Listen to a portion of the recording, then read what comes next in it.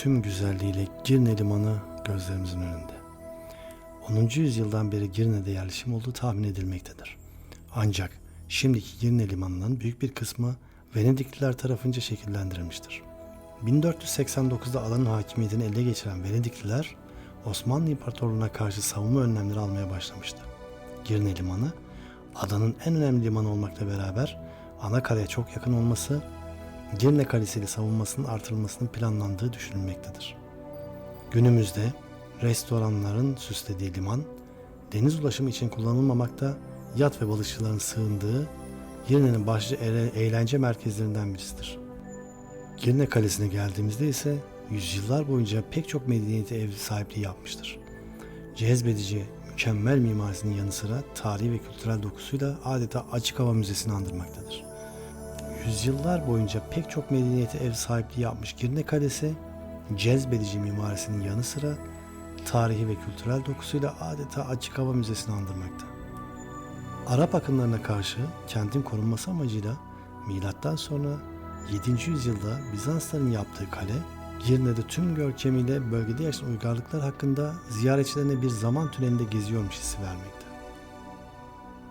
Doğal güzellikleri ve tarihiyle adanın en gözde turistik beldelerinden Girne'nin kuzeydoğusunda bulunan kale, Akdeniz'in mavi sularına açılan limana hakim konumuyla da görülmesi gereken yerlerin başında geliyor.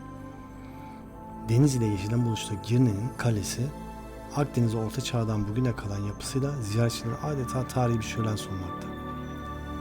Kalede gezirken Bizans, Fransız asıllı bir hanedanlık olan Luzyanlar, Venedik, Osmanlı ve İngiliz medeniyetlerine ait izlere aynı anda rastlamak mümkün. Farklı mimari yapısıyla şehrin en muhteşem yapılarından olan kale ile ilgili araştırmalar milattan sonra 7. yüzyılda Bizansların Arap akınlarına karşı kenti savunmak amacıyla kalenin inşa edildiğini göstermekte. Adanın 1491'de Venediklerin eline geçmesiyle yüzyıllar içinde pek çok değişikliğe maruz kalarak bugünkü şekline kavuşan kale, 1570'te Lefkoşa'daki Osmanlı zaferinden sonra direniş gösterilmeden Osmanlılara teslim edilmiş ve 300 yıl boyunca Osmanlıların elinde kalmıştır.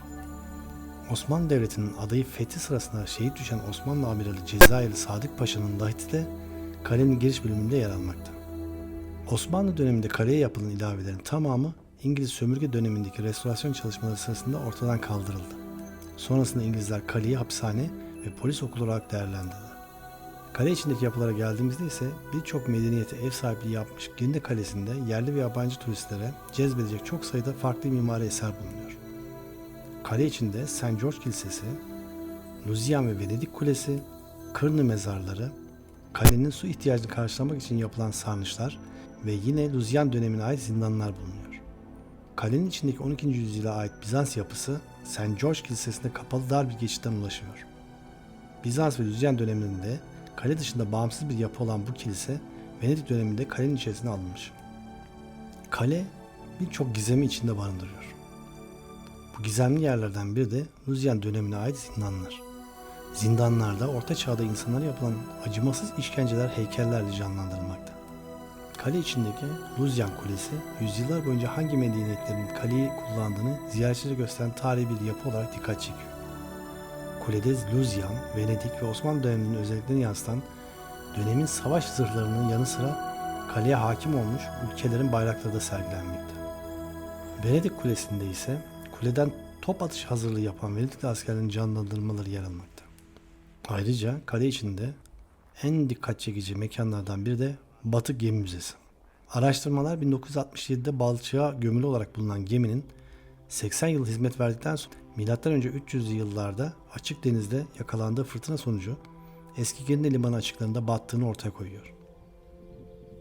Dünyanın en eski batık gemilerinden birinin sergilendiği müzede bu geminin çıkarılma öyküsünde fotoğraflarda sergilenmekte. Müzede 2300 yıllık Girne batığının taşıdığı yük ve malzemelerin yanı sıra geminin maketi de yer almakta.